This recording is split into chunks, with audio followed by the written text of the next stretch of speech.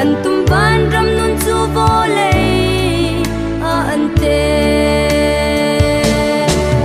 chung khar ban ram sar na usi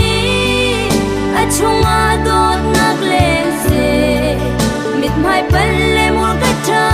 in khat le khat kan ni chon hala dot nak le ram nak in sak mi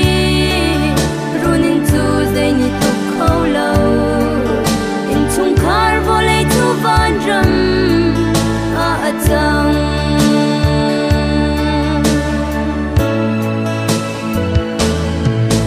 dot fa na kan ton chan ha le lung dong in kan chan ha khin sahar zon ro nak lung put he in hem hi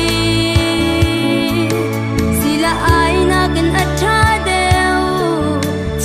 chung ril tiang adam ter dot nak tel lâu nun chu dây san at lai lâu chung khar ban ram sar na usi a chung a dot nak leng se mit mai pal le mur ka tha in khat le khat kan ni chon hala dot nak le ram nak in sak mi chu dai ni tu kholo in chung khar vole tu van ram a chang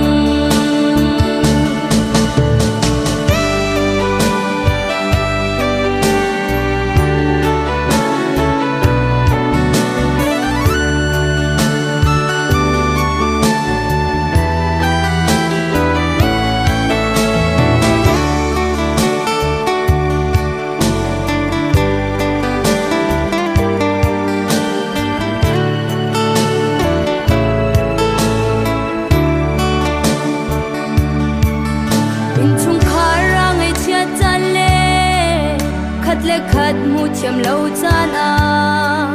lung sao thiên phơi tây dar nak nun ngai thiam tu si kan ni som la mi pat nak i chin kan lo in shi lung put ngai mi chung khar si na u si chung khar ban ram sar na u si a chung a dot nak leng se mit mai pal le mur ka tha in khat le khat kan ni chon hala dot nak le ram nak in sak mi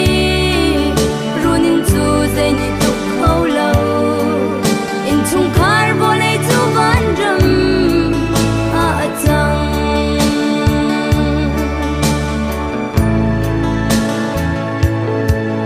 vale chung thi cha le tin le lagi kan i dor nak runin fu ro le thai ni lin laka kan phen tu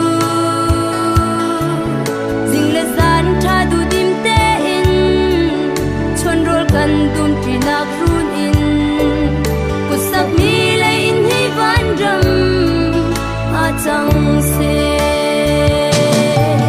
chung khar van ram sar na usi